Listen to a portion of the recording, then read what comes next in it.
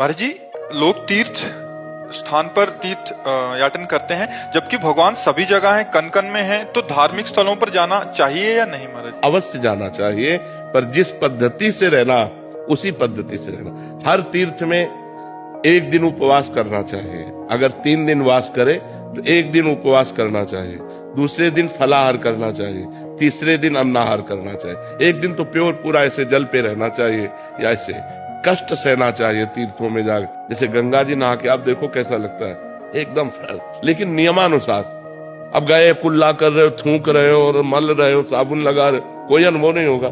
गए साष्टांग दंडवत किए, माथा में जल रखा और गए चुपचाप 5, 7, 11 डुबकी लगाई, एकदम बाहर हो गए।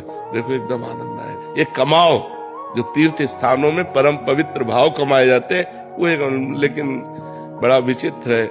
यमुना किनारे भी बैठकर गंदी बात करेंगे, यमुना किनारे भी बैठकर गंदी क्रियाएं करेंगे, इधर उधर सब गंदी बातें करेंगे, तो धाम का फिर लाभ कहाँ मिल पाए। वृंदावन आयो, परिक्रमा लगाओ, बिहारी जी के दर्शन करो, किसी का दिया हुआ कुछ खाओ मत, रजरानी लगाओ, नाम जप करो। जब जाओगे तो एक अच्छा अनुभव होगा, एक आनंद अनुभव होगा। अब यहीं आओ, इधर उधर सब गंदगी करो, तो जब जाओगे तो कुछ हाथ नहीं लगेगा। ये परम पवित्र स्थान बनाए गए हैं कि हमको अध्यात्म का सहयोग मिले, हमारे जो गलतियां हो गई, पाप हो गए, वो नष्ट हो जाए।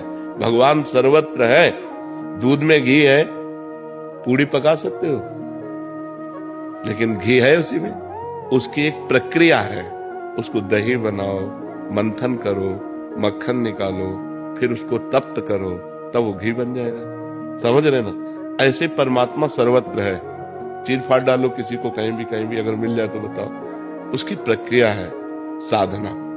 साधना के लिए हमें पवित्रता चाहिए, तो हम भगवान के परम पवित्र दिव्य स्थानों में जाते हैं। हरिद्वार, काशी, इनमें हमें पवित्रता मिलती है। जब हमारा हृदय पवित्र होता है तो हमारे अच्छे भाव होते हैं, अच्छे भाव होते हैं तो वो भाव भगवान को समर्पित हो जाते हैं, हमें भगवान का अनुभव हो जाता है। तो साधना का प्रारंभ करने के लिए हमें जो पवित्रता चाहिए वो गंगा है, काशी है, जो बड़े बड़े तीर्थ है, इनमें इसीलिए जाया जाता है कि हम गृहस्थ हैं, हमसे कोई ना कोई पाप बन जाते हैं।